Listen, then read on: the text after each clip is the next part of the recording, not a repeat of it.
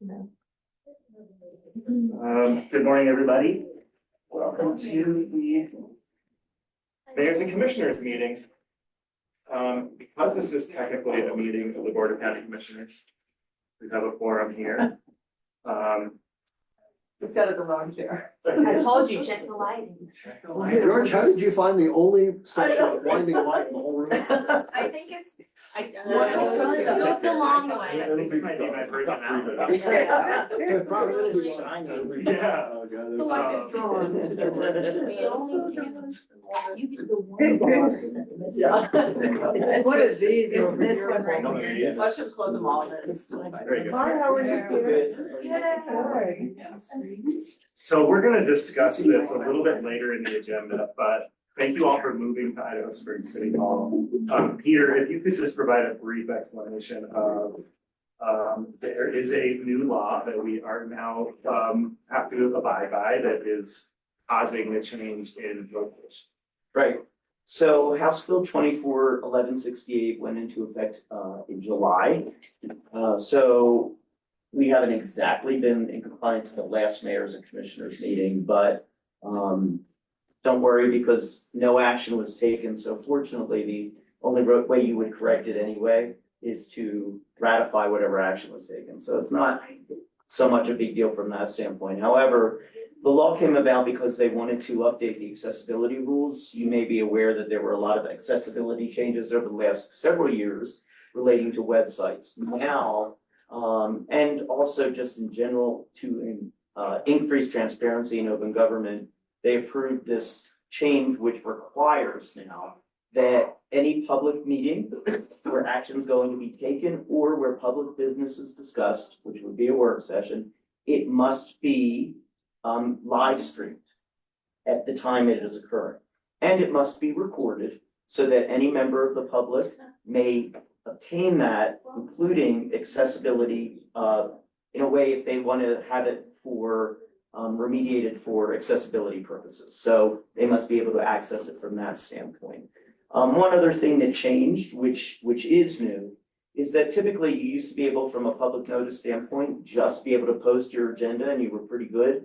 Now you are actually required to provide the packet materials that will be used in the meeting 24 hours in advance. Most public entities did that already, but it is now an official requirement. So whenever we have a packet of materials that's discussed, you'll see it included and published 24 hours in advance. But that's why we're here today, because generally speaking, we need a Zoom of some sort or some way to live stream it, whether it's on Facebook. But in the county, our official live stream is Zoom. And that's actually going to be our official minutes as well. So that's about it. So that's why we're here. So just to summarize, make sure I understand, we do not have to be, right, publishing on Facebook like when it's a board meeting in the boardroom. We don't have to publish on Facebook, but we need it live streamed somewhere. We, like, as in Zoom, a Zoom link that someone can click on the agenda and log into. absolutely, absolutely. As long as we have one way, and that is really the main way that the county does it. Okay, thank you. So you do Is not have to this stream it being on. zoomed right now? Yes. It is being, Simulcast right now? yeah, Okay, I don't, Uh, it says this meeting will be in person only on the bottom of the agenda. that's because when this, what we meant, when this was published, we hadn't updated where we were doing this. We realized that about a week and a half ago that we didn't have the Zoom capability. So that's why. But it makes sense that Oh, excuse me. we all. One other thing, sorry, I just realized the public agenda that's published on our website actually does have the Zoom information. Oh. This is our internal, we send it to you guys, so that's why that part wasn't updated. I was out of town last week when it was sent out. But I think it's useful for us to be in person, even if our constituents want to Zoom in. Sure. So with that said, I do think that yellow, red live button means that it is currently being live on Facebook. But I could actually just check that. And while we do that, I mean, I know the first thing on the agenda is, we're here to discuss tourism. Then we have a discussion of just meeting location. I know this is probably because I was like, "You guys, can't we figure out how to have breakfast while we do this?" And I benefit personally in a more informal setting. We spend a lot of time in very formal settings with a group in front of us. So we can discuss that later, and then we'll get to a roundtable, and there is an important update related to the fire authority in that roundtable. So let's go to the tourism discussion. I know we have, We have introductions. yes. Let's do that. Hi, Let's- I'm Rebecca Lloyd, County Commissioner from the East End. Jeanette Peel, Empire Town Administrator. I'm Deanna Smith, I sit on the tourism board. I'm Jess Jones, Executive Director of the Tourism Bureau. I'm Sadie Schultz. I'm the Director of Idaho Springs Business and Community Commission. Georgia Kofed, Georgetown Police Judge. Paul Bode, Executive Director of the Georgetown Trust for Conservation and Preservation, and the on Promotions Commission. I think I'm here for the visitors center. Guy Patterson, Assistant City Administrator, Idaho Springs. Chuck Harmon, Mayor, City of Idaho Springs, it's a real pleasure to have you today. Thank you. Colton Roloff, Interim County Manager. Lily Harbaugh, County Commissioner, District 3. George Marlin, County Commissioner from the Idaho Springs District. Thank you for the reminder. And so now we're here to discuss tourism. We have the Tourism Bureau and the Idaho Springs marketing entity. And we know we also have in Georgetown a tax is collected to market tourism. We what? In Georgetown, a tax is collected to market tourism. Correct. And I think the way we had left this was we asked Sadie and Jess to sort of take some time, grab the mic, ask for the feedback that they want from this group as they kind of develop a vision for how the County Tourism Bureau and the municipality tourism marketing efforts can work together and what its goals are and all of that stuff. So I will hand it to whichever of you is starting. So I'll get started. I think, part of what's important to note is that prior to Jess taking the role as director in the County Tourism Bureau, there had been a lot of loss of confidence, at least especially, I can speak to Idaho Springs municipality. There had been a lot of loss of confidence in the County Tourism Bureau and its ability to do its role. And so, Idaho Springs kind of started really taking on its own responsibility. Now, while we still are paying our lodging tax to the county, we're using, my budget comes from the general fund. And we're spending a lot of time and effort talking about strategy and talking about visitor demographics and talking about marketing. And as we started to have these conversations and as Jess came online, the importance became really apparent that duplicating effort is a waste of money. It also, duplicating effort becomes confusing and muddies the waters, especially if the Tourism Bureau is going to have a direction in which they're pulling that's maybe not in alignment with how Idaho Springs is doing things or not, and understanding that Georgetown has its own unique way of trying to figure out how to participate. It's very clear to me that we're a small enough county that all boats rise together. And if we can figure out a way to have an aligned vision in at least some common points of alignment, it really helps every municipality stretch their budget. Because there's ways we can do things together. So I went to Colton and Mayor Harmon and said, hey, I really would like to figure out a way where all the tourism entities within our county, because we're a small county, could sit at a table together and have a conversation about tourism and how we're looking at it from a sustainability standpoint and understanding that we're coming into a time where the economics of tourism are going to be very important, and Clear Creek County is very well positioned to be a solution to people's problem. People are still going to need to get into nature. People are still going to need to travel and get out of their everyday. I think COVID taught people the importance of breaking up your everyday by visiting things, especially nature, and we're the accessible solution to that.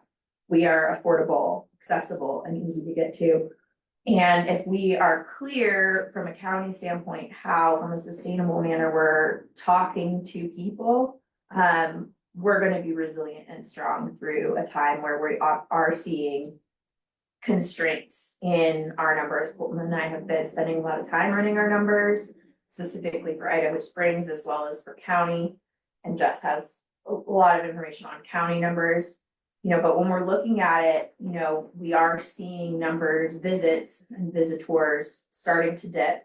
However, when we compare ourselves to other municipalities or other counties that have similar demographics, we're actually significantly lower of a dip than they are. Most of those counties are seeing double-digit dips, where we're not seeing that.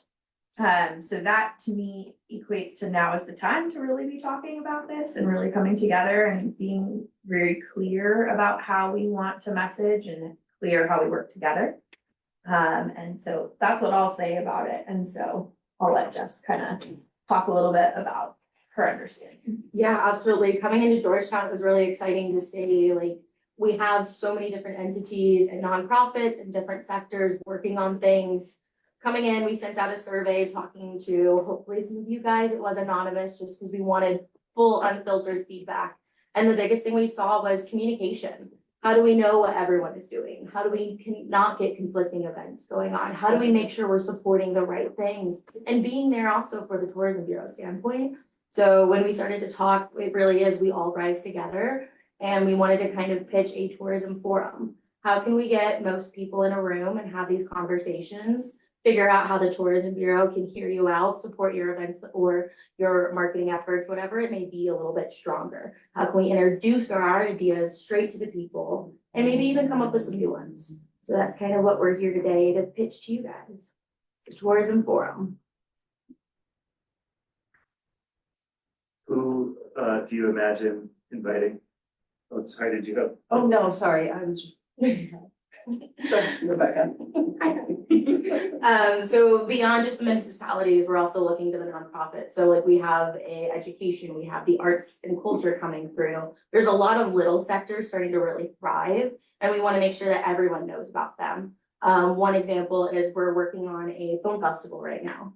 How do we make sure that not just the Tourism Bureau and that entity are talking about it? How do we make sure Empire can be in on it? And Georgetown has lodging, and maybe they have a venue, you know, or what is Empire going on that we can support in their efforts a little bit more? We've had a couple conversations in the past, and it led to talking about a drive-in movie theater. Not able to execute it right now, but how do we get the structural improvement in there? How do we make sure that we connect with KCO? What are those little things that we can help support? Because they're a tiny municipality that are working full force all the time, but maybe they just need a little extra hand. And that's kind of one sector, two sectors, but we can keep going. It would really be open to many CCMRD. They put on so many different things for our community.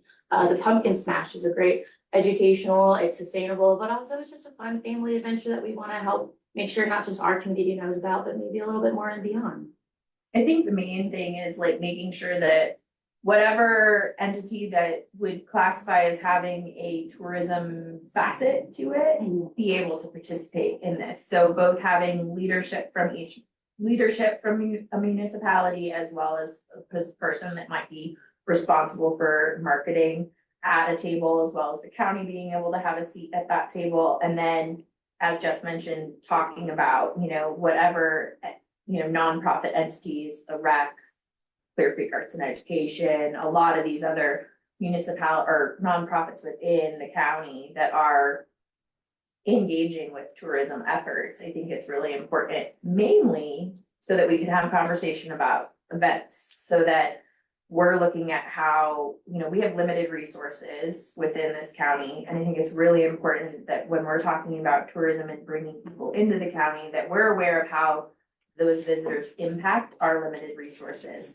And if we're all doing events at the same darn time, when we have stretched resources, that's putting an excess burden that's not necessarily needing to be there. You know, when we can have plenty of dates to spread out throughout the calendar season, where we're not in competition, we're in complementing each other, you know, and And feeling like that's a better way to have, it's a huge feedback we get from our residents is, why is there an event in Georgetown and an event in Idaho Springs at the same exact time on the same exact day? Why is that happening? And it's because we don't talk to one another. It's because the people are not at the table together and we kind of are operating in silos.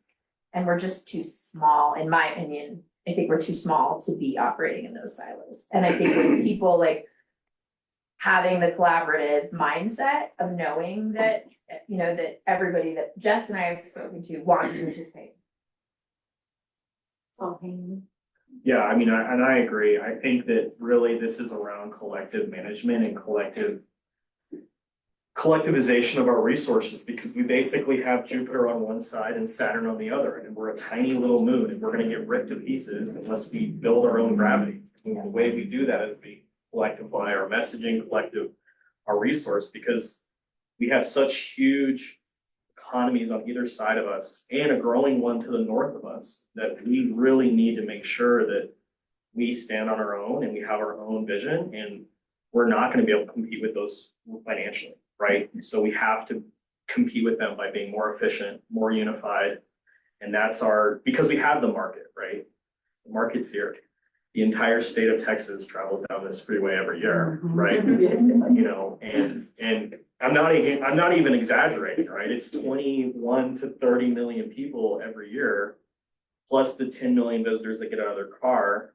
What we're not doing well is getting them into the businesses, getting them into municipalities, having them pay back some of that risk for us. I mean, that's the county's position, is that as it currently stands, that level of visitation on our limited resources is really unsustainable. And the way that we make it sustainable is to make sure that the businesses are maximizing every square foot they've got to return some of that risk back in taxes and jobs and economic input, because you know, right now we're so lopsided that without a unified AMPA, I don't know how we're gonna get there financially, right?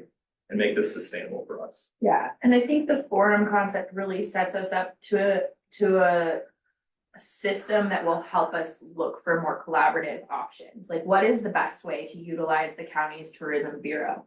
And how can the tourism bureau really support the municipalities in extending the work that needs to be done? And without a forum in which we can all come up with some aligned goals, and, you know, Jess is really doing her best, and she's doing a great job already hitting the ground running. However, because I think what's important to note is because we are rebuilding trust, and we're rebuilding rebuilding the ability for businesses and the municipalities to trust the county's tourism. I think this is the perfect time for this to happen, because this is an opportunity that now we have a way to really have Jess hear exactly what the municipalities and the businesses within those municipalities need and how we can best work together. Because really her role is to bridge all the municipalities and to bridge the unincorporated and to make sure everyone feels represented from a broad umbrella tourism vision. And right now that's just not the case. I have two points. One is, when I was campaigning, of course, I was going border to border in the county. And when Georgetown had their Christmas market, the Elks Lodge also had their big crafts fair. And I thought that was really nice. I went to the crafts fair first, and then I went up to Georgetown. And so if we can do complementary things, you know, as opposed to a progressive cocktail party, we could have, you know, progressive events. You know, you come into the county, you hit Idaho Springs, and then you go to all the gems along I-70 and make a day of it. That's one idea. And then my second point is, as of the KGO 30th anniversary, and Mark Cuccinella had his, I think it was daughter and son-in-law, or vice versa, I'm not positive. And I said, oh, you know, welcome to Idaho Springs. Did you get a chance to go shopping? And they're like, well, we looked in some shops, but we didn't really see anything. And I said, what were you looking for? And they said, handcrafted, you know, unusual things, not as we always say, not Colorado t-shirts, right? So those were my 2. Wonderful. I will say that Economic Development and the Tourism Bureau are now partnering together. We got approval from both of our boards to look into that, to see how can we put in the business's hands, like what's doing well, and then how do they know tourism as a resource to help them get to the people. I'm not quite sure how that's gonna craft out, but that's something that the Tourism Bureau can help explore. This is where all sectors, from the small businesses, can come and sit down. That's where you get to come and have your conversations. Empire gets to hear some things. How can we really, instead of me having one-on-one, and hopefully telephone works really well, how can we all be in the same room? And then that way, you know, Jeanette gets to go to Empire, like, hey, if you haven't heard from Jess, she wants to hear from you. And Georgia gets to go to Georgetown and say, hey, if you haven't heard from Jess, she wants to hear from you. And then, you know, Sadie and Idaho Springs, we're already tight. But, you know, how can we keep these conversations going so then we can get our goals, get Q1 and Q2, especially in our shoulder season, taken care of, and keep continuing to launch us in the forward future. It also puts us in a strategic position with the state, you know, so the state, especially with their grant funding, and a lot of what we've heard from CTO is that they would prefer if Clear Creek County was operating more in a collective complementary fashion, that it helps them and it puts a better light on our ability to collectively apply for grants, and or also each municipality to be able to apply individually for CTO grants, because the state has more confidence that it's a united, collective, supported conversation. And they know that we're not only just one municipality applying, but we have the support, you know, Jess and I, you know, collectively with Empire and Georgetown applied for a grant, and, you know, we're waiting to hear still. However, I think, the 28th of this month. So I think when we start being able to do that, that will also open additional funding for us. And we've heard that very clearly from CTO, that they would be happier to not have it feel so siloed. Well, and another thing, like they have so many different programs working at their destination mentor management program. I mean, it's just one sector of it. They have destination blueprint, all those things that we can help. Hey, this is what I think would be really great for Empire. Hey, this is what I think Georgetown needs to support. Or hey, we're going high level for county for the destination mentor program. But I don't want to have 4 different meetings. Can we all come together on a regular schedule and hash it out? Before I transitioned, we went to what I informally called a town talk. And it was Economic Development Empire at first, and then it grew to the Tourism Bureau, and Idaho Springs got involved, and that's where we really hashed out our grant details and what we want for our future. And then we were able to bring all those ideas to this, and now we're just continuing it forward. Yeah, I just think Jess and I finally were like, I think it's a better way for us to have like more of a formalized kind of a plan versus Jess and I feeling like we're Siloed. we're operating like, I'm like, I want Georgetown to have a place at the table because it's important. They create a lot of economic activity that we need in the county, especially around lodging, and especially around a lot of like different solution oriented mindsets. And if we can figure out a way to come together, there's a lot more confidence that can be built, and solutions about sustainable ways that we can grow that, continually growing our tax base, since everybody here, we all know that that's the only way we make money. I'll offer some feedback. I think I love the idea of a forum and getting kind of the leadership ecosystem together to figure out working relationships and how to be aligned, right? I also think that another thing that we need to do is like those working relationships are, you know, to do something, and clarifying our strategic vision for how we're spending tourism dollars, I think is really important. And I think that, you know, the elected bodies of the 5 jurisdictions that are either having lodging taxes collected on their behalf or collecting their own or spending out of their general funds, is the place to start with that alignment.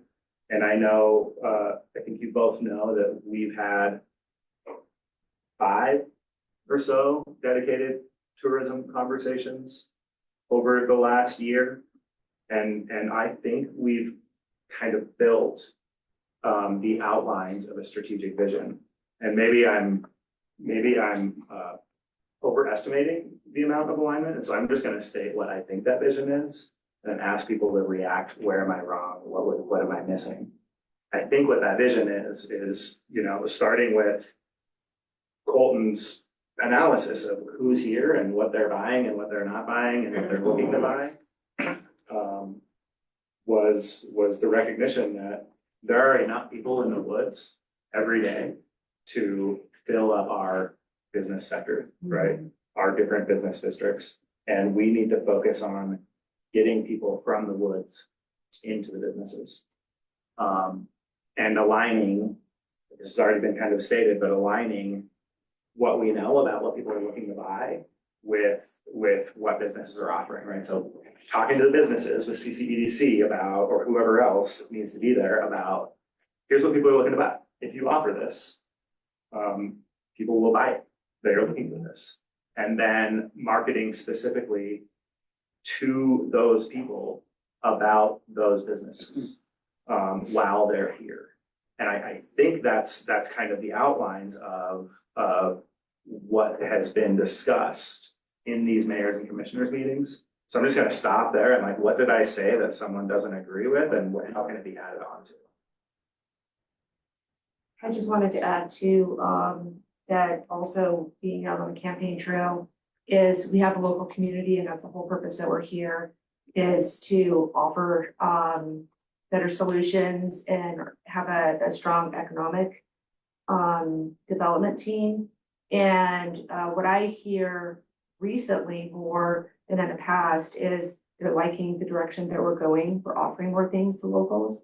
I've noticed a lot of the, elderly going into town and eating dinner and stuff instead of, like my parents, instead of going somewhere else, going to Central City, you know, they'll stop here. And then we also talked about bringing people from Floyd Hill. It's just as much time for them to go to Denver as to come here. So instead of maybe going down and, you know, getting in the clog of that, we could attract them here for, you know, services. So I like to just also represent the locals that are already here and how they can spend their money too, and the quality of life for them.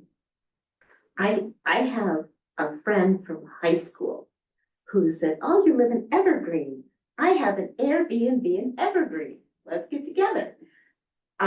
She's on Floyd Hill, as far as I can tell, still in my district, but maybe not. And I said, hey, you know, Idaho Springs is a lot closer to you than going into Evergreen. So let's meet for coffee in Idaho Springs and just, you know, getting people over the hump of Floyd Hill and going this way versus, you know, Points East. Well, and as we're looking at the impact of the project that will forever be the vein of right now, our life. I hear you. You know, when we sit on the, you know, I sit on the project leadership team for that. And, you know, that's not gonna get any easier for the next little bit. That's gonna continue to Next get, 4 years or something. it's going to continue at least for the next year, is definitely gonna be more challenging than it's already been. And so the key part on that is, again, to George's point, is how we communicate to the people that are like, oh, hey, I'm gonna go recreate somewhere else, because just getting there is challenging. So how to tell that story of like, okay, yes, still recreate here, and also you can one-stop shop it, recreate, get your coffee, get your dinner, get your gifts, get your raincoat, get your fleece. get your handcrafted goods. Yeah. You know, I mean, telling the story, I think something that's really interesting about Idaho Springs is, you know, Colton and I are working on some demographic data, but 30% of Idaho Springs businesses are owned by people that is the primary source of income for that entire family that lives here. So these are small businesses that are, their entire income stream is supported by this small business. And a lot of those businesses are makers. These are makers of crafts. These are makers of goods. These are makers of products that are made within our county that are then sold here, that are then the primary income stream for an entire family. That's a huge percentage of businesses, and that's a story that's worth telling to help people say your dollar goes farther. And maybe to advertise better, because people, you know, they may go in one or two stores and if all they see are the same things they can buy anywhere, you know, Colorado sweatshirts, for example, the people who have the handcrafted goods, you know, put it on their sign or, you know. Well, I mean, again, that's, you know, you have to also remember these small business owners have very, especially now, significantly less dollars to spend, especially if they're in retail. Retail in our county is down 13% Okay. in spending. Get a piece of paper and say, new handcrafted goods in today. Yeah, get a sign and spin it on the highway when they're stopped and Something. Or use our public dollars Exactly. for a message like that, but I wanna just like make sure that what I said wasn't misunderstood. No, I'm not talking about people that are choosing to recreate outside of Clear Creek County. I'm talking about focusing on the people, the 10 million people that we will have this year that are already here. And I want to, but I also wanna like expand the conversation. I think we should hear from Idaho Springs. I think we should hear from Empire, Georgetown, Paul. I'll answer. Mhm. To the point of going back to the original conversation, I do think that a forum is important. To your point, I think limiting it to elected officials is further siloing it. And it further takes you away from talking about the larger aspects of what we're doing. Like right now, we were talking about whether or not we want to do a forum, and now we're going into nitty-gritty little things about who does what and not looking actually at the data that I collect about what does sell and what doesn't sell. And a sweatshirt sells brilliantly. It's my best seller. Oh, really? I only carry one because I don't want to compete with the train. That's the train, how well they do. Their shop is dedicated to t-shirts. Handcrafted, while we have 30% in Idaho Springs, that isn't true. I can't sell handcrafted. I can't get it consistently. They won't make it consistently. So if I try to work with that person, if somebody wants to sell me a handcrafted thing, the price has to be right, which is very challenging for a cottage home. Because they have to pay yarn that they get from, I don't know, Michael's. And then I'm thinking of hats specifically. They want a wholesale of $26. Now I have a hand knitted, not necessarily the highest quality hat that has to sell for $56. In order to even break, that's not even that's just Keystone. By the way, my business, arts and education, affordable housing, public outreach, which is the busiest visitor center in the state of Colorado. I have an arts center. We decided to do a film festival in a small building that doesn't have a screen. I have a full screen and a full sound system over here that's in Georgetown. I was never approached. And I've had the Arts Center for 10 years. Clear Creek County Arts and Education has been here for a couple of years and doesn't even have a building, which I like working with them. The other thing is, most of us a lot of us in here are part of the new bi-county group. I think it would behoove us to include some nonprofits very specifically targeted, maybe not me. I think it would behoove you to also invite Gilpin in, since we're all in a group discussion right now to try to improve that, if you don't want to silo. I think that this is nitty gritty, and we'll get into that if I'm part of it, but you're gonna have events that compete with each other. It's just the way it is. That's just the way a calendar works. I have an event that I did 2 weeks ago. I had Pernell Steen at the old school. Pernell Steen's a nationally known jazz artist. He's a Hall of Famer. I had him. Well, I think that somebody else decided, the skate park decided to do their event after I had mine advertised. Fine with me. It's, whatever, it's gonna happen. I wish I could have gone to the skate park. But you also have to remember, you've got your volunteer force, you've got all of the bookings, you've got all the things. What would be nice about a forum is we can all talk about that and lay it together.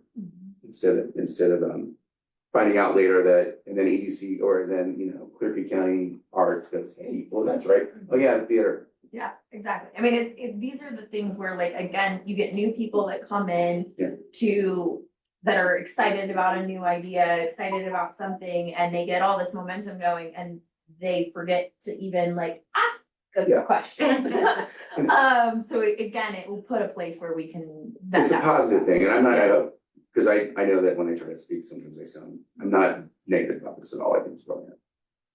And I think what they're doing is brilliant, by the way, I'm not just, I was there, I was like, oh shoot, that would have been a great opportunity for us to discuss this in an open forum, and the only reason I think I'm here, I have no idea why I'm here, but, because of the visitor center thing, also, but I have a retail shop, that's about $500,000 a year.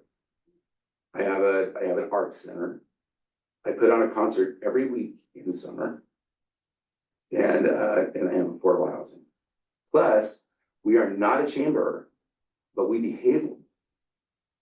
The IRS, we do not behave like a chamber. However, we believe that economic development builds preservation. Therefore, that's why we're selling things. I'm trying to get more Idaho Springs stuff in the shop, on our information services. And this kind of thing would actually help me to quit. Plus, I've offered support to the county, even though Georgetown isn't part of the tax base. My business does. My business, it's a nonprofit and also sells things in there. Does that, we support that, we work with them. I'm going to the tourism conference with, probably hopefully you're going. Just a couple things. And then- So that's what I'm saying, the benefit of I it. don't wanna try to like phone them. Not going too long, I'm sorry. I hope I wasn't misheard, I'm not arguing against the forum. What I'm suggesting is that we need to bring to the forum an overarching strategy. And what I heard is the forum is about how organizations can work better towards a strategy. And that's where I view the role of the elected bodies that make the decisions about the funding amounts. Sure. Is what's that overall strategy? You've non-elected people making those decisions in another county, another town that you're trying to get the funds from again. And I'm one of those people. And I'm making those decisions about how that money is spent, and I am not elected, because we have a lot of volunteer commissioners in these towns. And so that's why I'm saying you're siloing if you just say elected officials. That's my only point of contention with you right now. And that's something that has to be decided later. If I could back up something, he's saying Colorado things are not selling. The crafts, personal crafts that don't necessarily represent this area are not selling. What is selling is anything labeled here. That's selling like hotcakes. What's the branding on your number one sweater?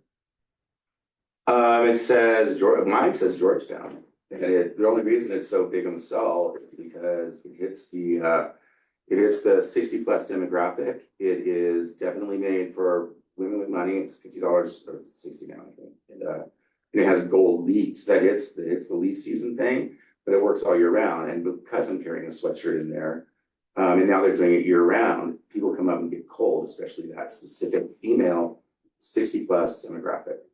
See, that actually supports my point, which is we want things that are unique to Clear Creek County. We don't want Colorado sweatshirts. Right. Well, one benefit that I have is 90% of what I do has something to do with my mission.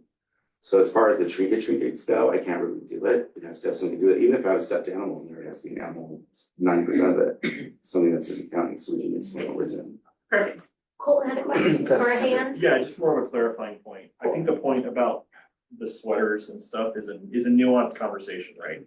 The point is like those kind of things, we actually do really well with the traditional tourist, right? The out-of-state person that's looking to buy branded things for here or wherever, right? We do really well with that out-of-state visitor still, because that's traditionally how our tourism economy has been geared, right?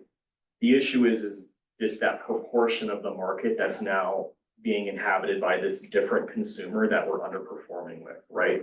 And so it isn't about saying that you shouldn't sell to out-of-state people. It's around diversifying your options so that you're capturing more of that market, because it's about that efficiency, right? It's about making sure that we have something to sell to the 60+ high-end sweater buyer and something to sell for the person who's literally coming up here hiking, turning around, driving back to Denver and going to a beer garden on Colfax. Right, intercepting that person too, because they're starting to represent a larger market share. So it's around having something that we can offer to everyone, which I think is about that strategic vision of understanding where there is still market potential left and making sure that we're intercepting those people with what they're buying, right? Because we don't wanna say that people who are really doing well with tourists, and we do have the most visited visitor center in the state, and I think that says something about our market potential, right? About how many people come through here, and stop. But we're still seeing, making sure that we just have that diversity of options, right? Because different consumers behave differently, right? Making sure the tide pools can be filled with the fish that they wanna be filled with, right? Because the problem is we have such limited growth potential. We have such limited square footage that we've gotta be efficiently transactioning every single opportunity we get, because we can't build like Denver can. Right? Stapleton, Central Park now, they tore down an airport and built 100 million square feet of businesses, and they don't care if any of them fail because they've got more to replace them with, right? It's a quantity strategy. We can't afford to do that. Every single square foot of commercial space here has to really kick butt because we don't have anywhere to build. And so that's really just around making sure that we're efficiently hitting all the market segments and not trying to dismiss the ones that we're succeeding in. I So know, that's the point of the forum? Yeah. yeah, So the point of the forum would be to design and define a strategy. Well, I think to George's point, there is kind of already a strategy Yeah. in place, and Jess and I are in no way saying that we need to create a different strategy. I think Colton and Jess and I have spent a lot of time sitting around a table talking about that this strategy is the correct strategy. And in Town Talk, we've talked to Empire, and you and I have talked, it's the same strategy. We're all suffering, and when I look at just Idaho Springs, 41% of the people that come here come from the unincorporated Clear Creek County.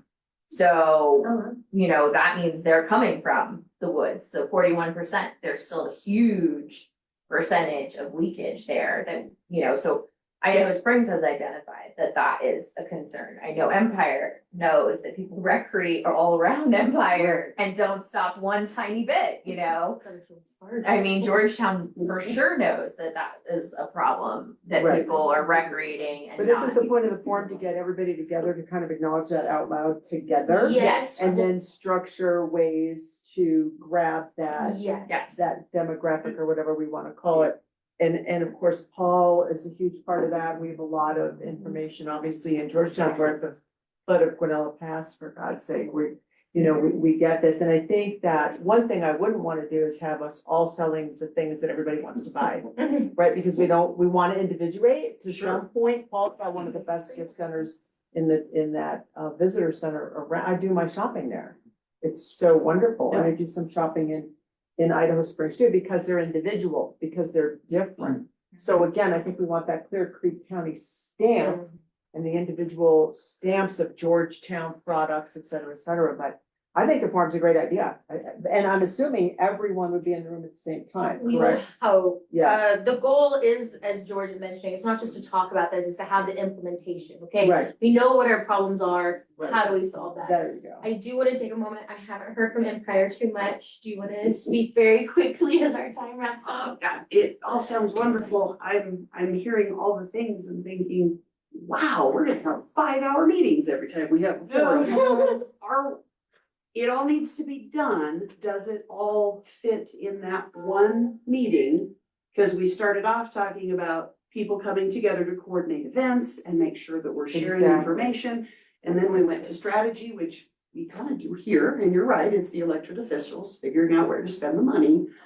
They're not the ones planning the events though. So we're already talking about two separate groups of people, two kind of different pathways to go down. It all needs to be done. Can it all be done in this one forum? Because I think that's fabulous. Are we putting too much on it?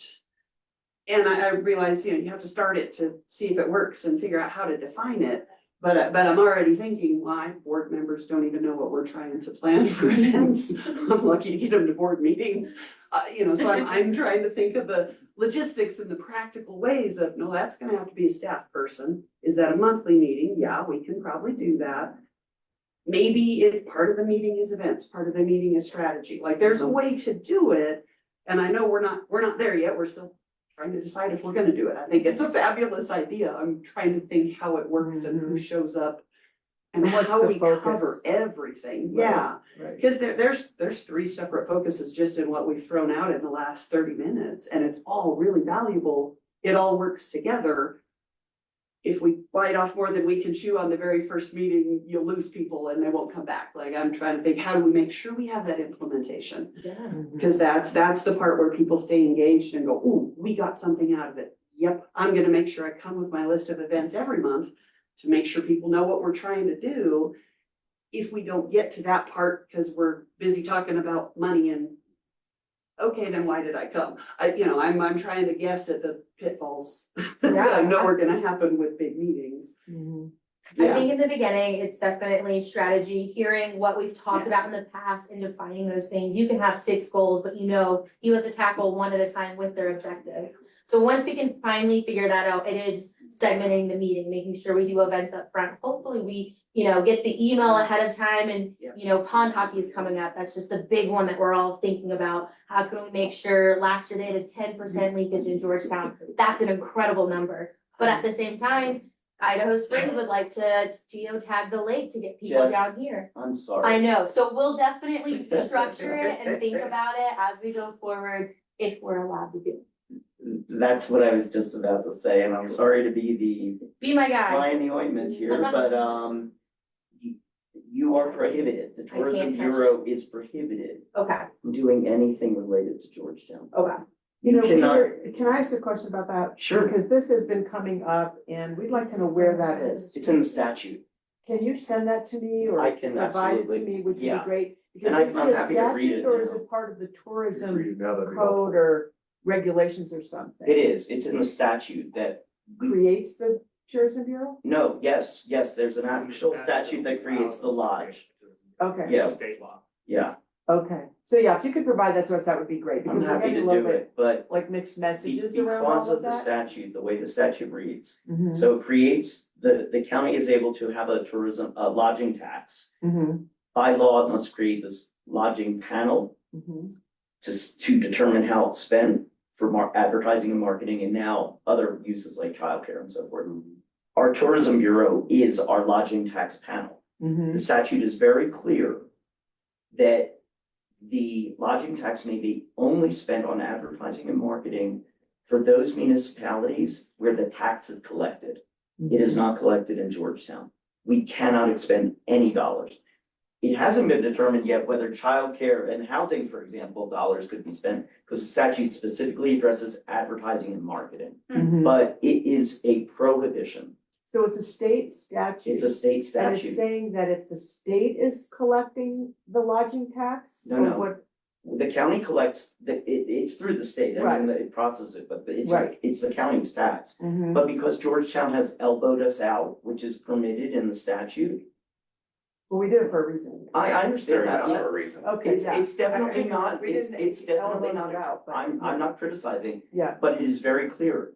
We no longer collect the lodging tax in Georgetown. mhm. Therefore, But the those state tax does. dollars, But the state does. that's a matter I of just want to processing. understand, what I'm trying to understand is the tree of where the money goes. So the money goes to the state and then back to the county, Always, correct? yes, So like a it's what sales the tax. county collects that creates the tourism bureau, and that's what you're speaking to, that we can't, Yes. right, okay.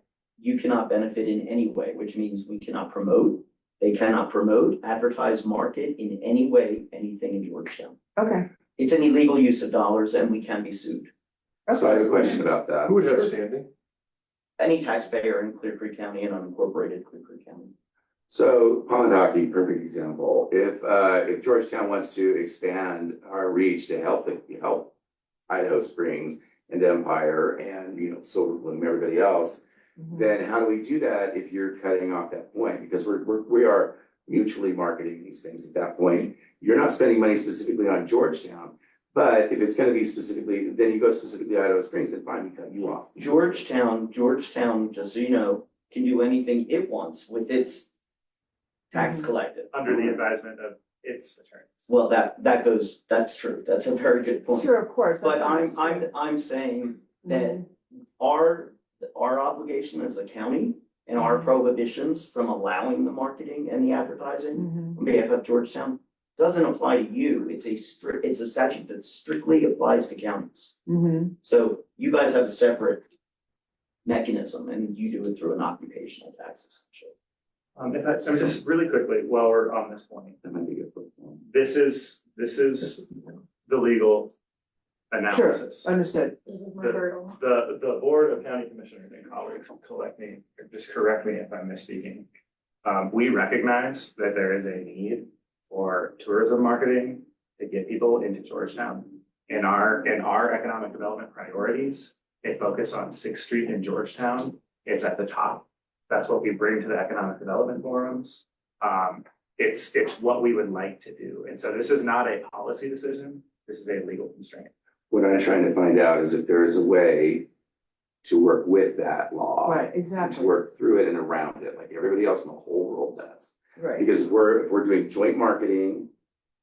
And I would love to see, maybe we should ask the Attorney General, oh, you know what, I'm going to the tourism conference next week. We'll ask the people there and there might be an attorney. I'm not saying, I know you know what you're doing, I'm not questioning. Yeah. And I don't take. I just think there might, Yeah.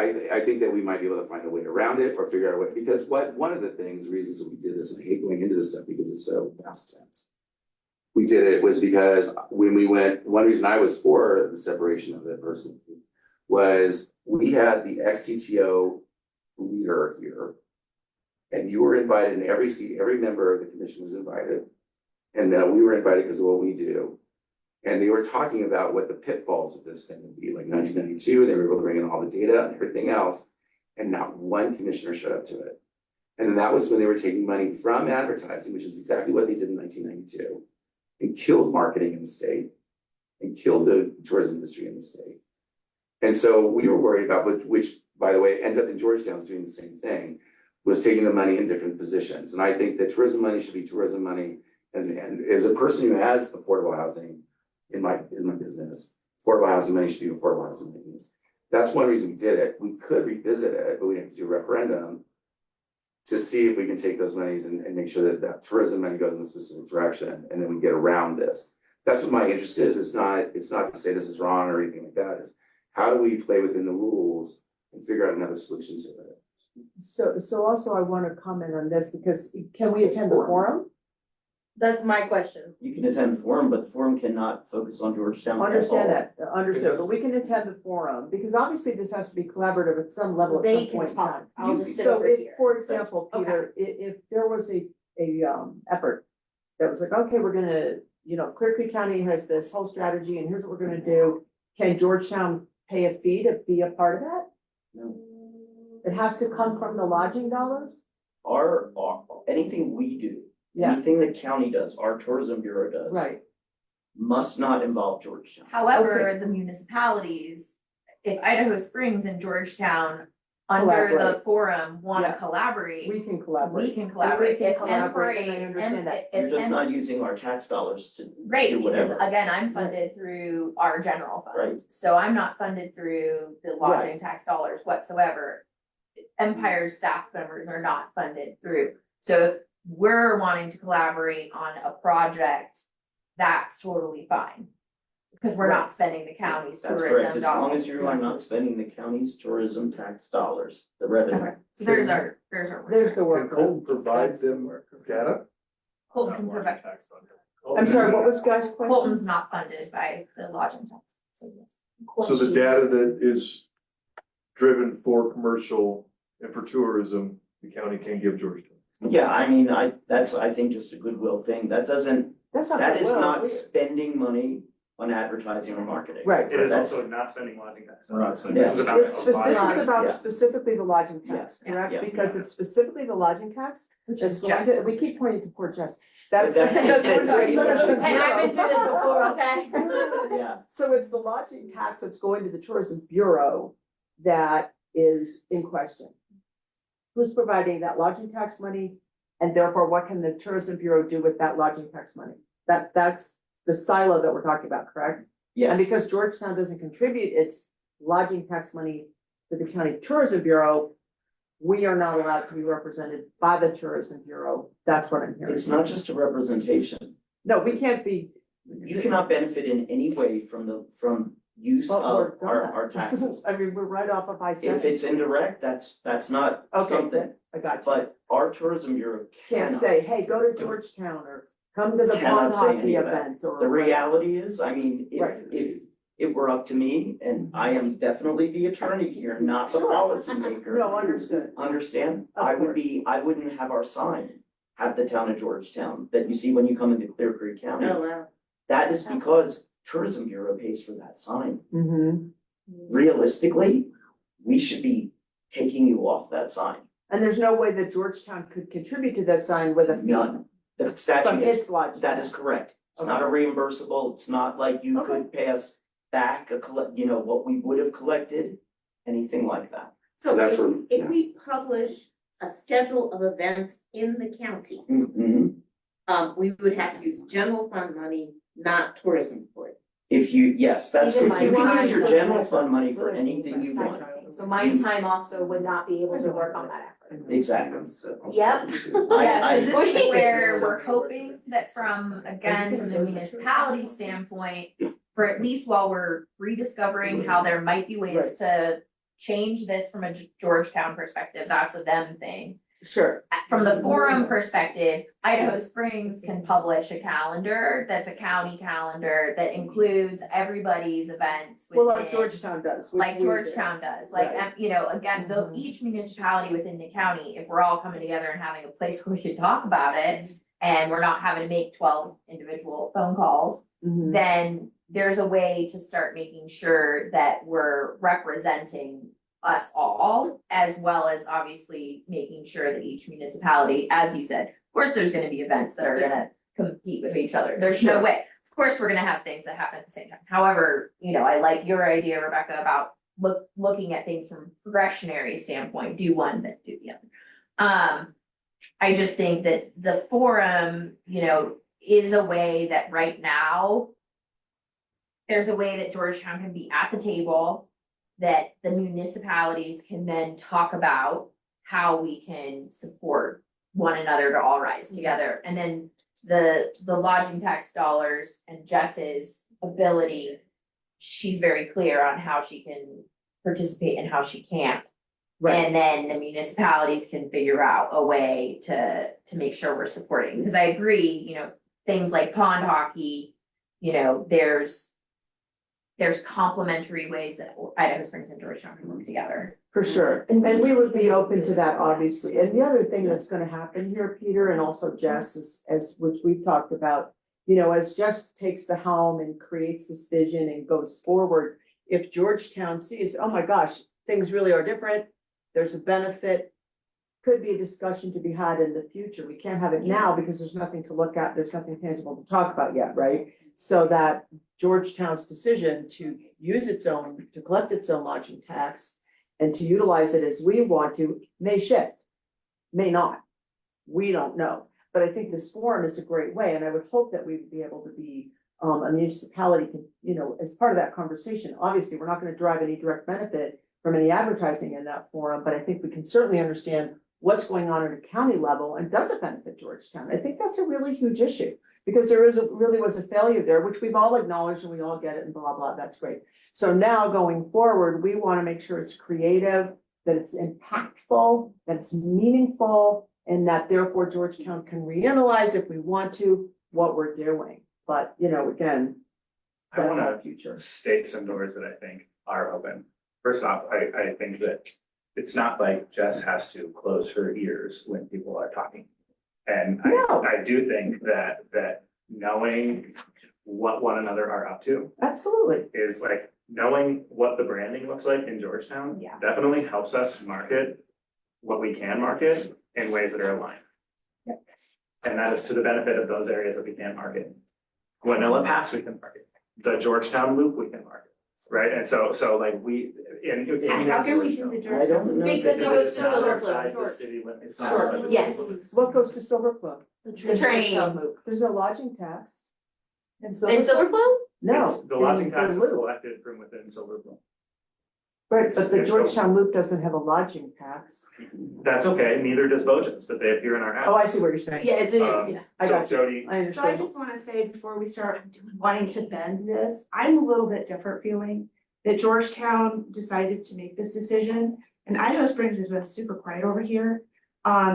Maybe because I grew up in Idaho Springs, I feel like you're gonna get double advertisement if we're advertising or even in a roundabout way. I feel like maybe you guys need to go back to your board and have that discussion, because people that wanna participate in, and this has been moving forward since I've been here, so it's not like it's new or there's Right. not something to discuss.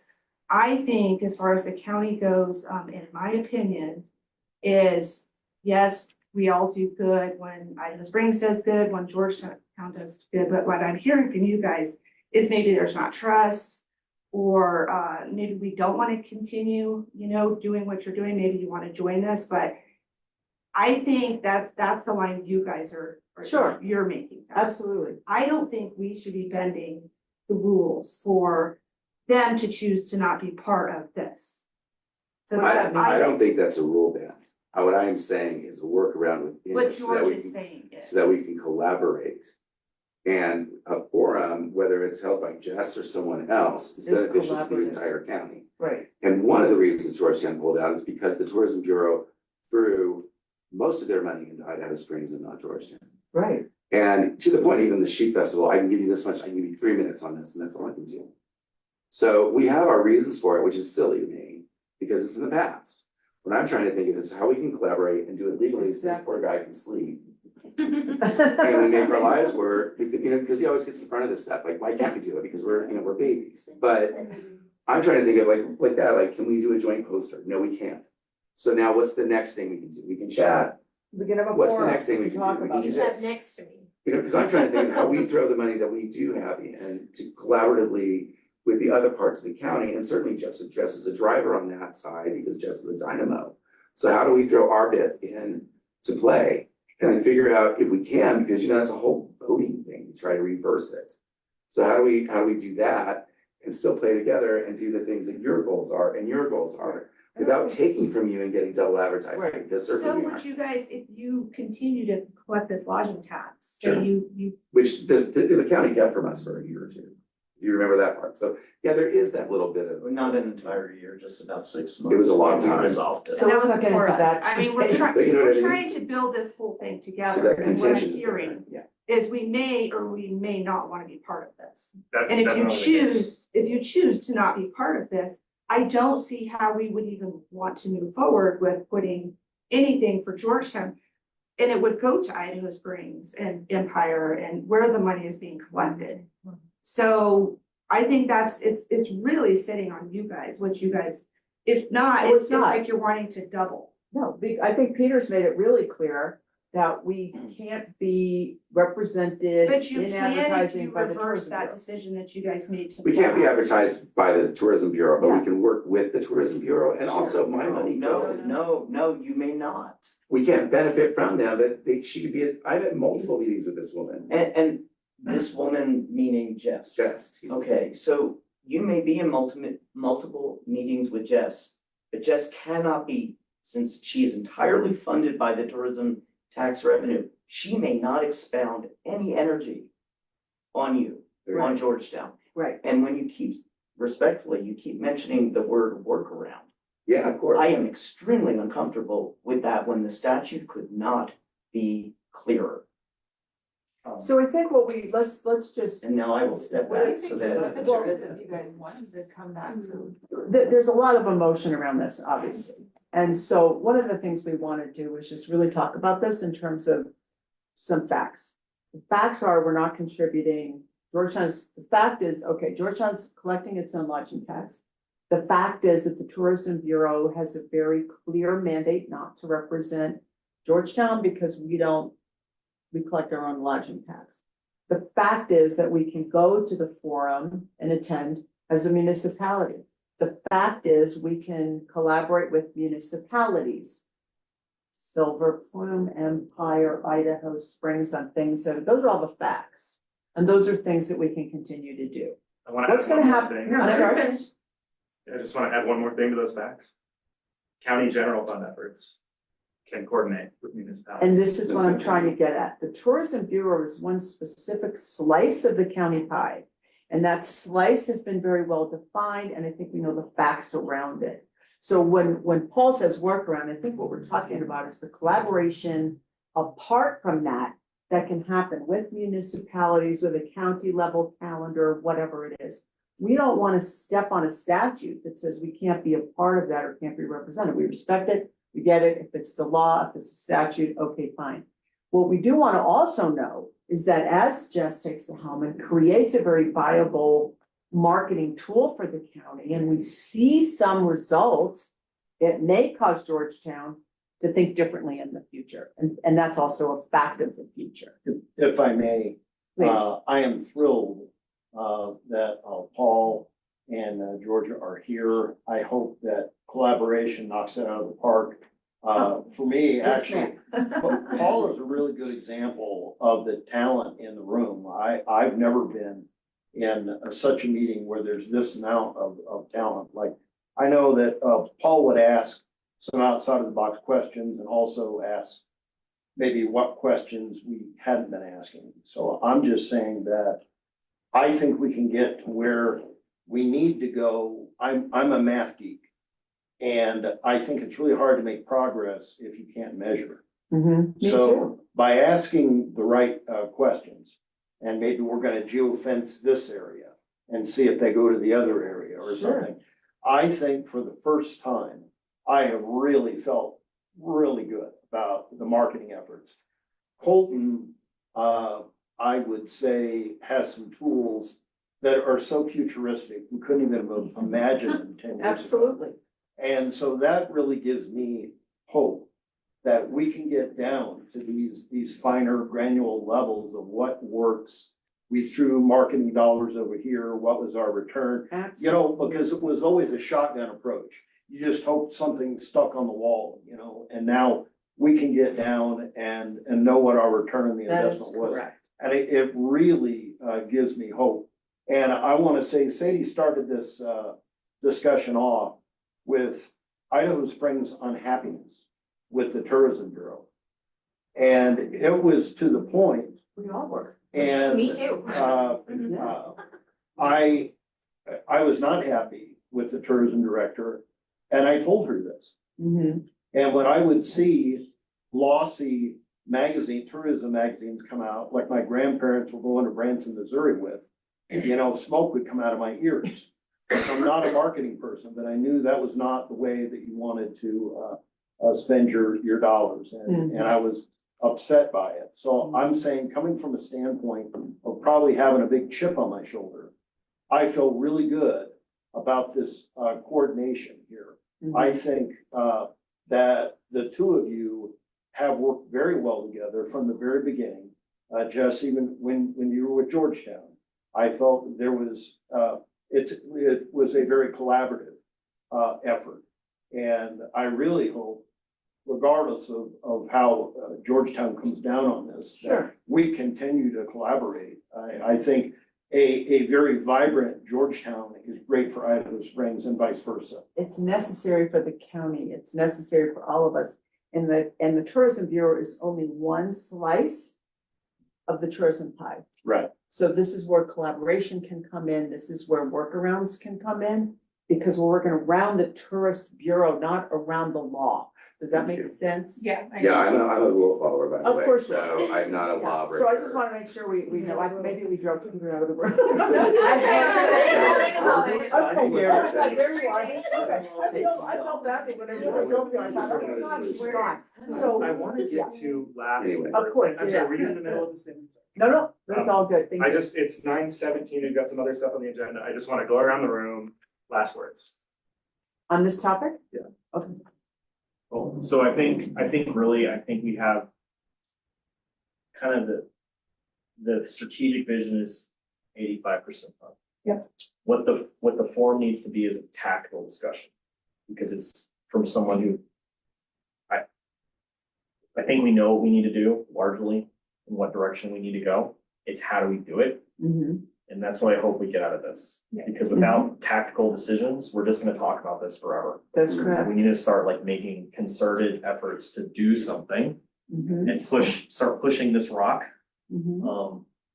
So as long as we can focus on moving that rock tactically, I think this is that's the way I see this meeting being the most effective. Well, I have images of Sisyphus, so this is. Yes, hopefully no one's doing their. Sorry, we want to be much more successful than that. No, understood and agreed. Thank you. Yeah. Again, I am relieved that the county invested in AI and we're able to actually see a return on our investment, and we can get down to a fine level. Thanks to Colton, he's extremely busy, but I know he does break this down in ways I wouldn't have even thought of. So I'm very, very hopeful for the future.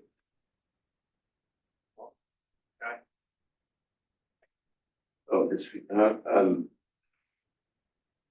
thank you for inviting me to this. Thank you for letting me drone on. Thank you for coming. I think that this is a really brilliant idea, and I know it's been going around forever, and you talked to that woman, Jess, my friend, for a long time about this. But I think the most important thing is to remember exactly what you said, and that this meeting has point people to take it away from the 5-hour meeting. This is what you're in charge of, this is what you're in charge of, and so it doesn't go to staff. And so we don't break the rule, and we're not benefiting from your time. It's all of us doing this, and it's different people collaborative. I can work with you as a private company, a nonprofit, which is how we do it in the business. I think it would behoove us, behoove is my word today, I don't know what's going on, but I think it would be beneficial to us to also do that, and then to look at what really successful chambers do to keep their meetings in control.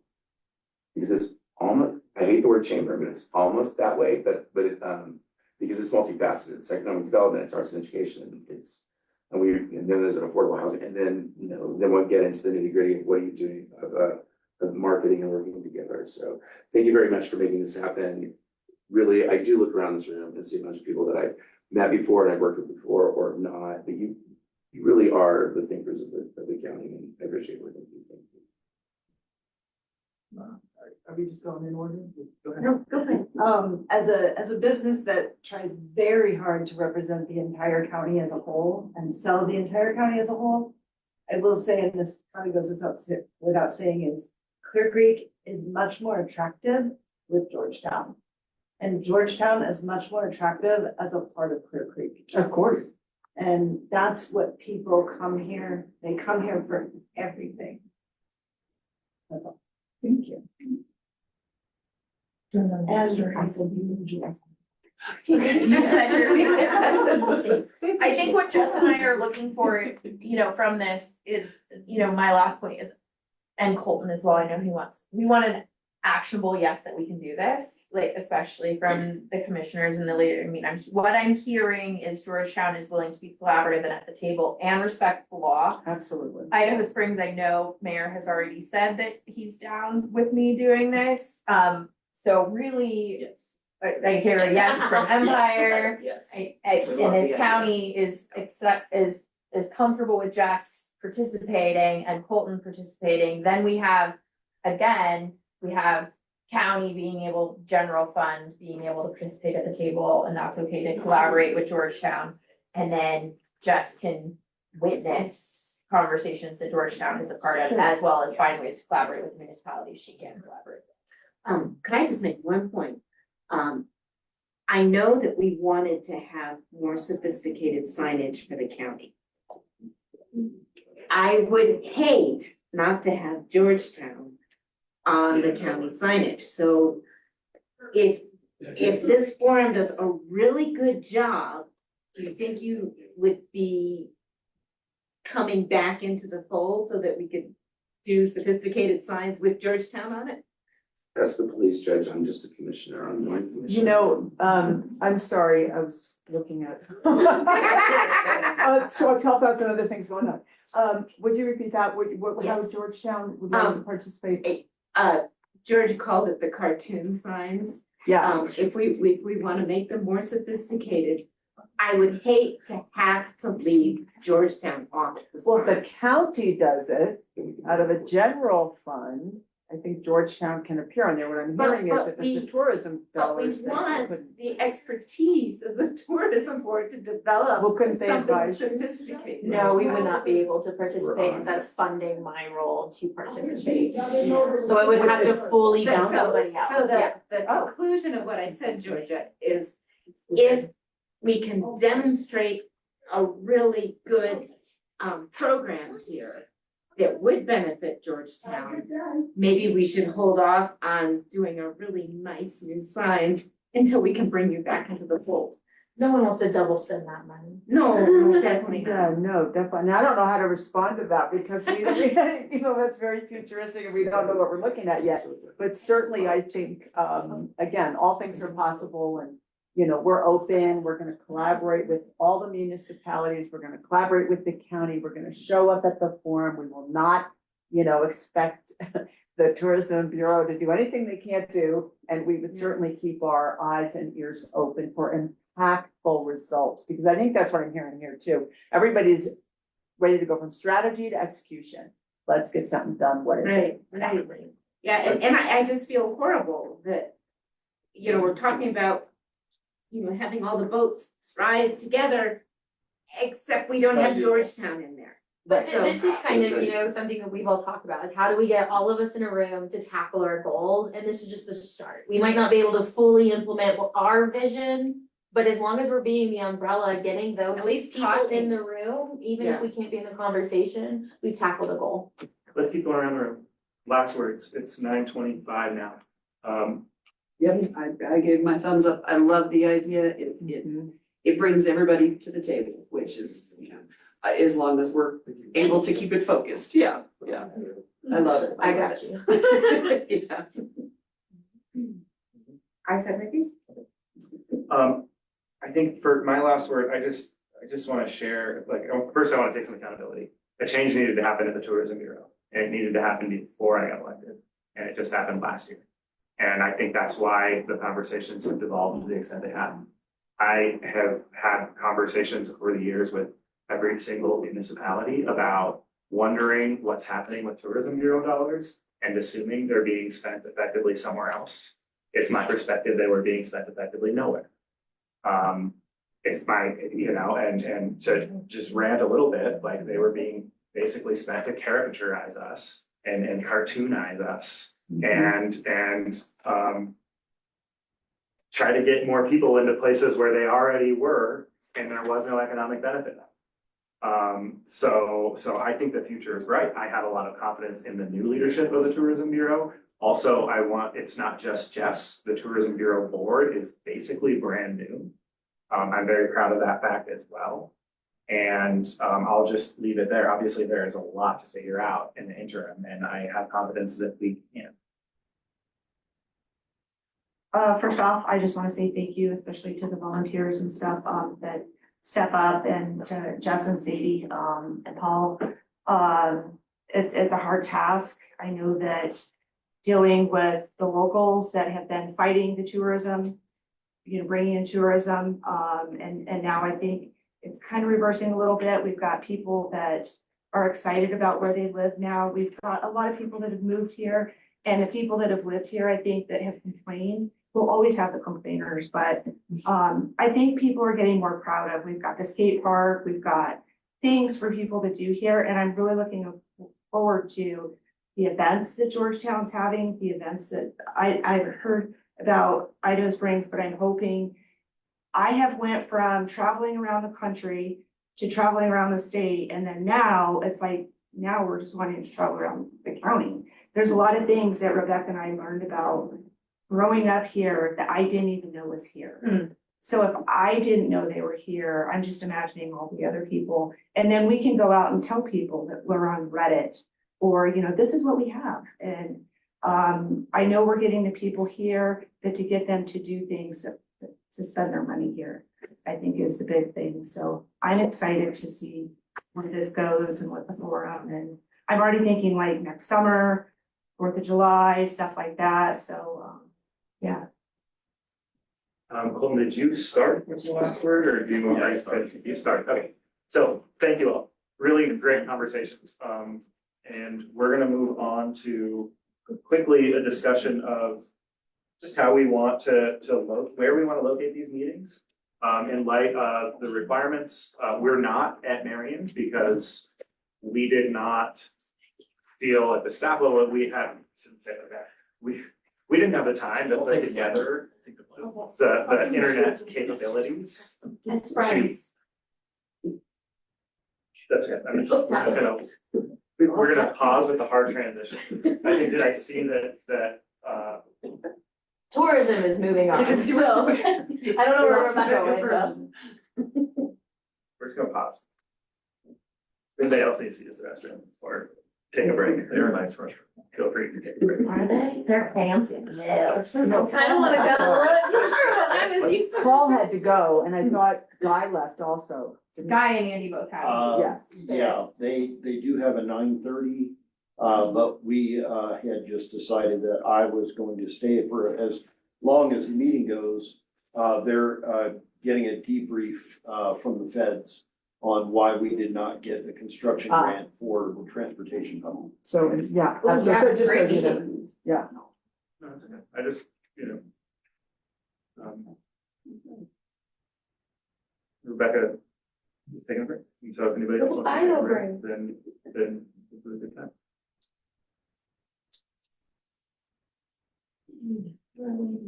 Louise. Oh, that's okay. I want to get done. Yes, hey, there's fun ideas out there. And that, yeah, we work in municipalities, we know things do not happen fast, they can't. Yeah. We just don't have the capacity to Well, move quickly on not stuff, even just so. CCRD, they had to get through their skate event, and they just hired somebody new, so I'm still trying to connect with them, they're trying to screen. So, we're gonna have to think of somewhere, there's stuff happening. There's a lot of groundwork that has to be laid before you ever see anything happening. And that, sometimes that's hard to remember. I can see the construction coming to town. Okay, let's get Lord. started again. Okay. Oh, Lord, yes. So we want to discuss future meeting locations. We didn't have time to set up, but I think we can set up in the future if we want to go back to Marion's to be able to have good enough Wi-Fi and cameras to be at Marion's. Other options are to rotate around the city halls where there is just this kind of infrastructure around. Just wanted to go around the room, ask people what they think about where they'd like to meet. George, everybody is always welcome in Idaho Springs. I am probably more aligned with your thoughts about being able to get the necessary breakfast burrito. With that thought in mind, if we can get some kind of a reasonable sound system going at Marion's or anywhere else for that matter, I would like the ability to order. But that's just me. Like I said, City Hall is always available, and we are thankful for all of the hosting that the county has done over at the Wellness Center. Can we do a meeting like that, you do, the CCAT, where you just take the laptop and turn it to face everybody? I think we can do a little better than that. We have it now. It's about the broadband.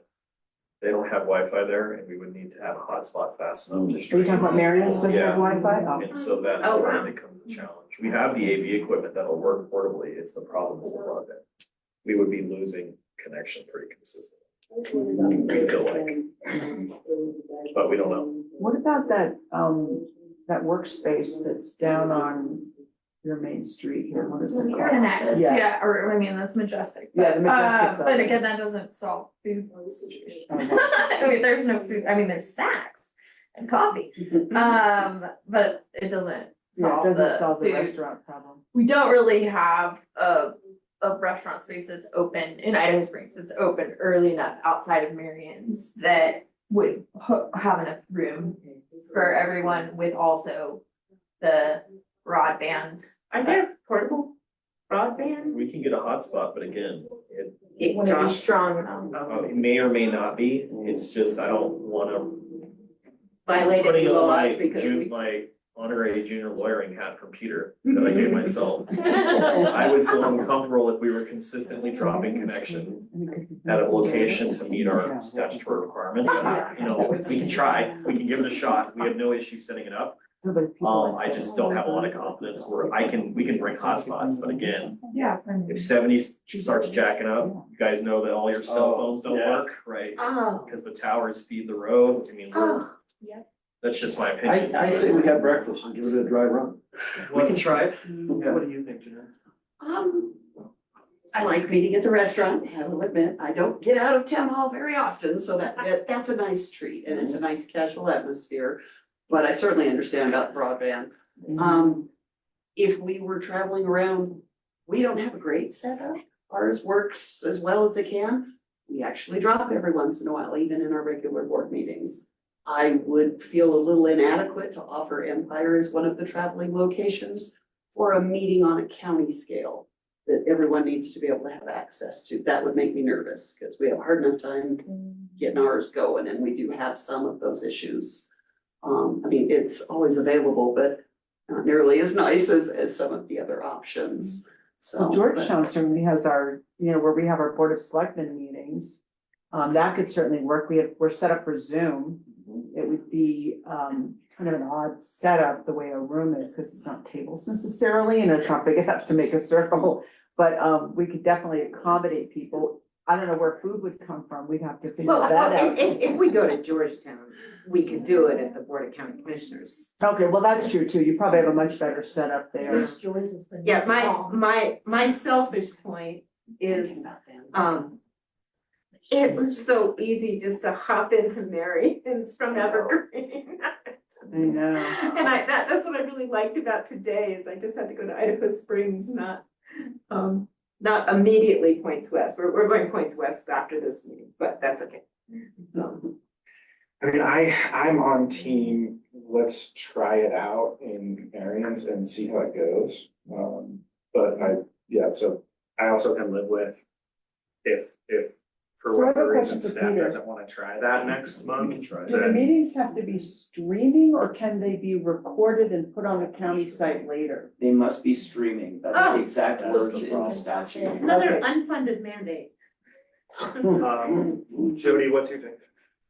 I'm good either way, this is a little bit closer for me than Georgetown by like 2 minutes, so. We can definitely try, I didn't wanna make that without, kind of Yeah, because we have to be unified position streaming. I because mean, the of, county has to be streaming. because we are gonna be taking a risk, just fundamentally, we might be dropping, I don't know. But we can definitely test it out. Attorney, if we do. I'm not gonna be invited to these meetings. No, you are, because you're. I think you're gonna have to run the meetings now. He's more than If we- important by the If minute. we do a good faith effort to make it work, and we occasionally drop and then we get back on again, does that satisfy the statute? No, because we can still be sued, because then somebody's not getting their live stream. Now, if it's their internet problem, that's one thing. But Okay. if the area has broadband, we are required. So even though we're recording it and zooming it, if it occasionally drops, What do you consider occasional?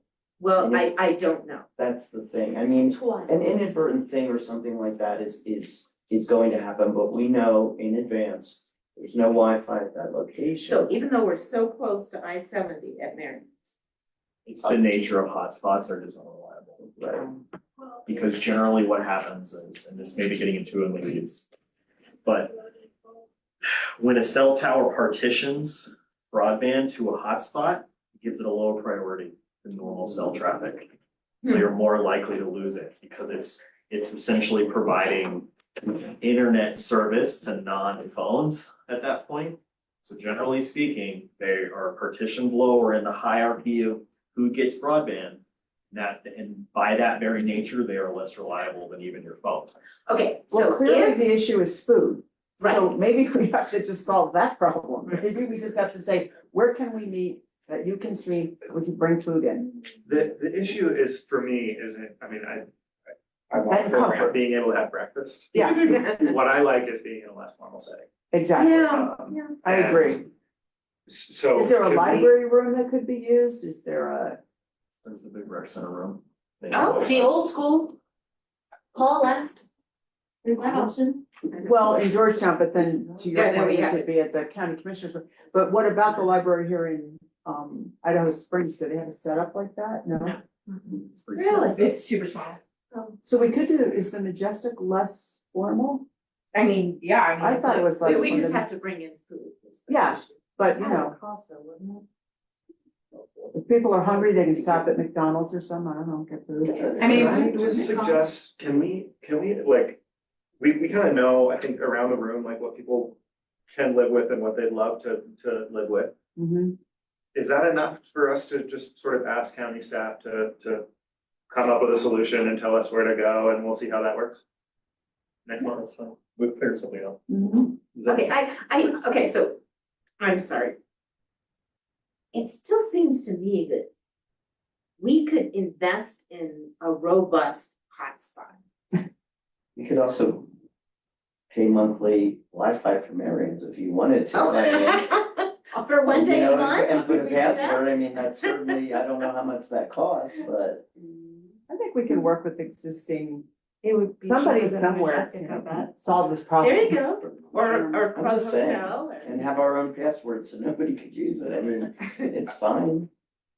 I mean, we can look into it, if we can try to find a better hotspot that maybe we need in general, but, And then we can market Marion's. I was just Yeah. trying to not have Just to kidding. tail wag the dog Hey, a wait a little bit on that, but if it's important, then we can figure it out. I'm voting for the Majestic and for everybody bringing in food, that's my vote. Only But- because it's but- casual, okay. it's local to Idaho Springs. But we have to pay to rent the room. Oh, do you?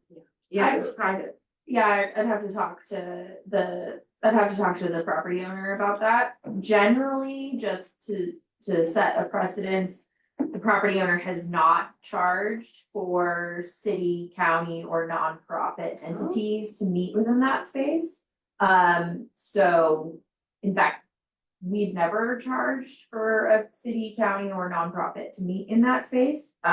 She does obviously charge for other people renting that conference room space. So that would be a conversation with the property owner about that.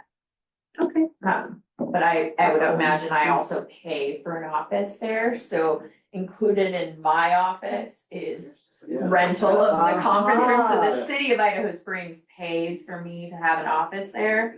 So from the sense of that meetings that Idaho Springs would want to host or attend there, I would believe would be included, since Idaho Sadie- Springs pays my rent. I agree, and Yeah. Sadie has connections, so. No, I'm the building manager there, so that's part of why I'm the manager of that building, so. I don't anticipate that would need to be a question I would ask to verify, just to make sure I'm not speaking out of turn. I would not imagine that we would. It's parking gonna be a little more challenging with the It's bigger group meeting Well, there. It's free parking remember, until, it's free parking Get until 10 registered. a.m. I have to renew my Yes, registration. but availability as well, cause But that's. at 8 Well, o'clock that in the hour in morning. the morning. it's always Okay, fine. that's true. So let me just That hour. summarize where we're at in the It's only conversation. got 6 tables. I had suggested that we just kind of let county staff look at the details and pick a Mhm. location and tell us where to go. I agree. Is that, and then we heard some people say, no, let's just decide the Majestic now. Is that what we need to decide? Are those the two options we need to decide between? Yeah, I think so. Okay, so let's go around the room, Majestic or let county staff figure it out? Well, I'm easy, seriously, either way is good with us, I'm sure. Yeah, I thought the county figured out. County, figure it out. Oh, you Colton. It's just about to say, Colton figured it out, but you say county, you mean Colton. He's like, hey, I vote for the other one. Sorry. So I love surprises, so vote let us know where we're going. Colton just built a Wi-Fi structure or. It's only digging the broadband. He can do anything. Yeah. We have confidence in you, Colton. So then, let's get to the roundtables. Normally I defer to the municipalities, but there is a county update that is kind of urgent. Oh, yeah, go. We have discovered that this is about the fire authority and the IGA that governs the fire authority. We have discovered that the map that is Appendix A that describes the different regions that unincorporated representatives to that board need to be from, doesn't have the right population distribution. When those maps were originally written, they included the populations of the municipalities. This is why we have not received any applications from the westernmost district. And eligible applications, because they have to be in the unincorporated area. I think there's about 30 unincorporated people in that district. As it's currently now. Because it doesn't include DLD. So you can find one of the 30. Why doesn't it That's say kind of DLD? That's not difficult. incorporated. Well, it's No, the current district alignment, because it includes the population of Georgetown, left DLD off. So it's now just the unincorporated area that's basically starting at Georgetown and Silver Plume, So like Bakerville. which is no people. Yeah, Right, exactly. so that's the problem. There's like 30 residential addresses, that's it. So we need, when we're talking about west side unincorporated populations, west of Idaho Springs, basically what we're talking about is the DLD. Right, because that's pretty much it as far as a concentration. So the revisions to the map, which exclude the municipality population, basically the west side now includes DLD. And Idaho Springs includes St. Mary's, and the eastern part of the CCFA district, not the county, includes that section of Floyd Hill and Blue Valley and some other things, So then the question for you all, is we have kind of two pathways. We have a pathway, and by the way, the fire authority board meets tomorrow and we're gonna discuss this there as well. Pathway one is we just start to appoint people based on the map that is an accurate representation of the population distribution. That is an accurate. Yes. Okay. Yes. Option two is we wait to do that until we do an IGA amendment. And we, you know, get an IGA amendment onto the boards of the 5 jurisdictions. We prefer option one, to just start appointing within the map that's accurate. If the other 4 municipalities are basically willing to say, yeah, we think that's fine, and the fire authority board doesn't have a problem, we think that's fine. And then the next time we're discussing an IGA, we just switch out the appendix. Peter, do you have anything that you want to add to that? Yeah, what I had advised Colton was essentially, as long as I think there's an informal consent, I'm not asking you to speak for your boards, you can't. But I think all we're doing is making the map accurate. Right. I don't know that, since it's the county's appointees and the fire authority board ultimately has to do the formal appointment and gets the true authority over whether they then leave. That's really up to the fire authority board, and if the board is okay, understanding the intent of the parties was to have an accurate representation. I don't feel we need to do an amendment at this point, only because then I know it's not that difficult to put on agendas, but it does seem like a lot to just go through just to update the map. We're happy to do it, I just think chances are that IGA will be amended again at some point in the future, and we can just clean it up then. But I defer to you guys, and certainly to your legal counsel as to what you want to do, but practically speaking, I don't think it makes a difference. So do we need to bring this to our boards? I think it would be awesome if you all could just. Well, we're having a have an meeting update tonight, item on and I the could agenda. bring it up, but this has to be a yes or no vote on behalf of our board, or is it informational? I think Hey, it's board. It's the way and this is what I would say to our board, it's informational, for example, our board could discuss this type of thing in, commissioner updates. Yeah. If needed, but we've essentially achieved kind of this discussion as it is, but that would be pretty much it, and if there's just a consensus among your board, I don't think it I would requires a think there formal vote. would be, and so George, is this something you could send out in an email so I have the correct, putting it forward correctly? And then I'll just, in my police judge report tonight at our board meeting, I'll just read that off, and it should be pretty informal. I don't think it has to be anything. And we have a new map, which Colton, I thought you may have sent, didn't we create a new map or no? There is. So, And I would include that. we can get it to all of you, and yes, I think if you're able to just notify your boards. And then if we learn that there are people that wanna see a more formal process, like we can have that conversation. Does that sound? The goal was to try and avoid having you to have to even, what is this, why is this coming back for an amendment and the whole Yeah. thing, but. If it is creating more of an issue to do it informally, we'll do it formally. Yeah, then I'll get that feedback, or we all will, and then we can just go from there. Yeah, I don't think there's gonna be any grief from Idaho Springs. I can't imagine it for Georgetown. Yeah, and we didn't put any specific effort into choosing where those boundaries were. We said, hey, tell us how you split it up, and that came from the fire authority, and we said, great, thanks.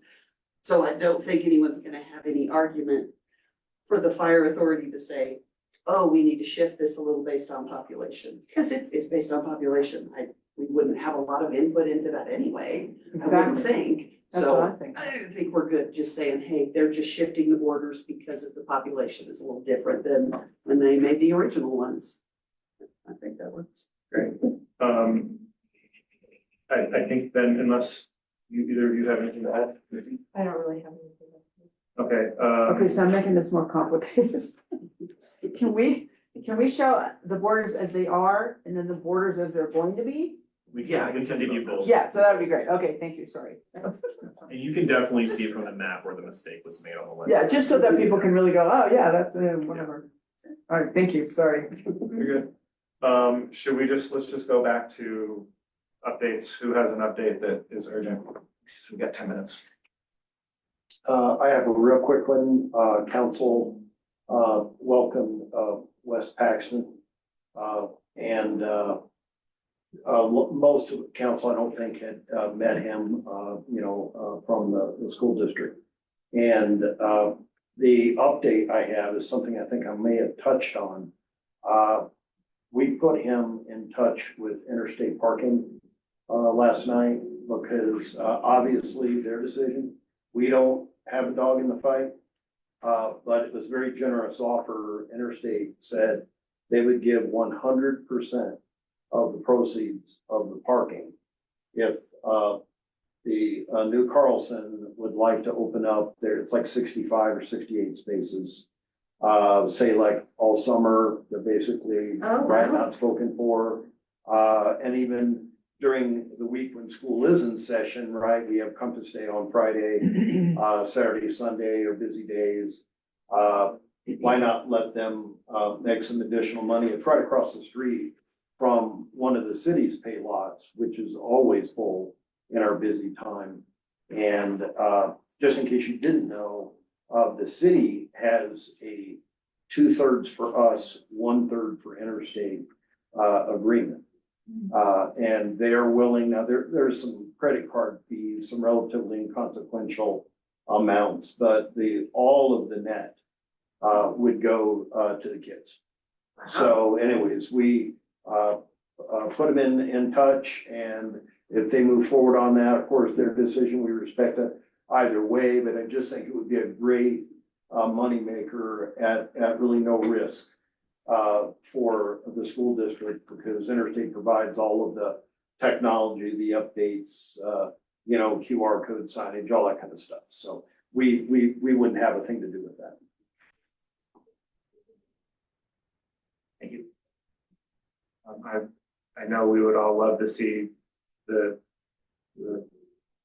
wellness center do the same.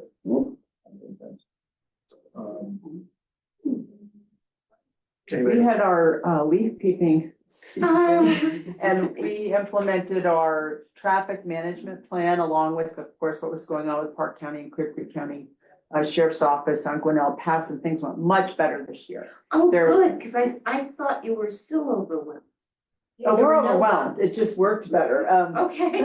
What happened was we didn't have a 3 or 4 hour horrible gridlock. We had about a 25-minute period of time where the Colorado State Patrol closed access into Georgetown because it was so overwhelming and traffic had gridlock. Once that unstuck, then people were welcomed back into Georgetown. So it was a wow. very brief period of time. I think maybe 2 or 3 cars were towed during the 3 weekends. I've seen different numbers on that, but obviously not what was expected. So it was a big success. So that was very happy news. We were definitely, there's no way around it, you know, it's a popular time and people love to come and see the leaves and pretty gorgeous. I'm assuming everybody else also had their version of leaf peeping. We also did a leaf peepers farmers market on that, the Friday of the third weekend, which worked out really well. And this was a big deal just because we haven't had a farmers market in a long, long time. I think Idaho Springs used to do them. Connected with people who did the Evergreen Market, very high graded. We have 40 booths, good attendance. The vendors were happy and they want to come back, which is huge. Because we were a first time market and a lot of the vendors don't like to do first time markets. Because they're like, I don't know what's gonna happen. But happily, Georgetown had been in the news so often in the weeks prior for both good and bad reasons. And they were like, oh, you know what, maybe we'll go. So that worked out really well. And then the next big event is gonna be our Christmas market in December. And then, of course, the lighting of the Christmas tree the Saturday after Thanksgiving. So those are big things. And then as just mentioned earlier in January, we go into our winter things, you know, ice racing and pond hockey and all that. But right now, it's pretty exciting. You know, Chuck had asked me a question about our sales figures. So I have to look at those to see how far down we are, or did we catch up because of leaf peeping? I'm sure we did better because our town was packed that for those 3 weekends, but I think we're still down overall, you know, probably 5 to 10%. But again, that's guesswork. So overall, we're doing pretty well. We are in the market and we're looking at resumes for a new marketing person to replace our Jess. So that's gonna happen, and that'll be fun to have that person onboarded and all of that. I know. So yeah, so that's our updates. It's a good market, great cheeses. Great cheeses. I started my Christmas shopping early. so I thank know, I you. did some of mine too. It was really good. You didn't see it anywhere on social media? No, that's, you know. I didn't post it. No, but I did coordinate with Idaho Springs. and share with them. So we had And our, we posted it. we had our coordination with our municipalities and it all worked out great. I had a lot of businesses. It was really cool. I shared in our business community about it and they talked about it. And what I asked of our business community was to gather like conversations with their visitors, like, hey, where did you come from? Where were you before? And we did have quite a few people that checked out the market in Georgetown and then came to Idaho Springs on their way down. Which is Yay. So we're trying to do something. So it was Yeah. a great Yes. little example of we chose in Idaho Springs specifically not to do anything in the fall. We had a fall event planned and we actually chose to cancel it because we're at capacity in the fall already. And so our businesses are like, why do anything right now? Like, we're Which is a good good. problem to have. It's Which just is that- the visitors. So instead of like just not talking about anything, it was like, let's talk about something Georgetown is doing and let's talk about enticing those people to do that and then also come here and or Which is come great. here and then do that. Yeah. Which it worked really well. So Yeah, it did. really, Thank I you was- so much. We Yeah. had a great time with it. It was good. Yes, it's my turn. CDOT is still in town. We're dying. They're delayed, probably by 3 or 4 weeks, so we. Why? The weather's, well. Subcontractors, it's not CDOT, I will not badmouth CDOT because we have had a great working relationship with the actual CDOT people who are doing the overseeing. There's a couple of subcontractors, they screwed up. Oh, They screwed up. They're gonna have to come back in the spring and redo some of the paving because they didn't do it right. No way. So, yeah, so they're behind, they're not even done with west of town, they're supposed to be about done in town, they haven't even made it to town yet. Just because of that delay, so we've been waiting and waiting. We're about to run out of weather, we're frustrated because we had things that we were going to try to do after they got out of our way. Because we're so small, we can't even do anything without tripping over one of their contractors on a different street, you know, we can't do more than one thing at a time. And they're still in town, so yeah, they haven't even made it through. Do they at least get lunches in town and spend a little? I believe so, yes, and we are actually selling them water for their dust mitigation and things like that, so we're It's not a lot, but we're making a little bit off of that. A place outside of town is making money on letting them stage some things close by in town. So there's little pockets of people making money. We've actually, speaking of sales tax, watching ours, we are so small that one little thing causes a big bump. With deliveries in town from the contractors, just from the little bit that's going on, has given us a huge bump in sales tax. Oh, that's great. Which for us is, a little bit compared to what everybody else has, but our numbers are staying decent. And we are benefiting from these projects. That's huge. We know we'll benefit a little bit next year from this and from the construction that's coming. We have 16 houses, one of them, they've started the building permit process. The rest of them, they're still waiting on Excel to come in and bury power lines and get the utilities started. But we will then have 15 more houses that will get built in town, so when things get delivered, we see a big difference. Again, big for us is, you might not even notice it in your towns, but for us, it's a big enough bump that we see it. Yeah. And if it puts us $10,000 higher on sales tax for that month, we're pretty happy about that. That's not sustainable, but we know we're doing okay this year and we may actually have a nice little bump next year from the construction.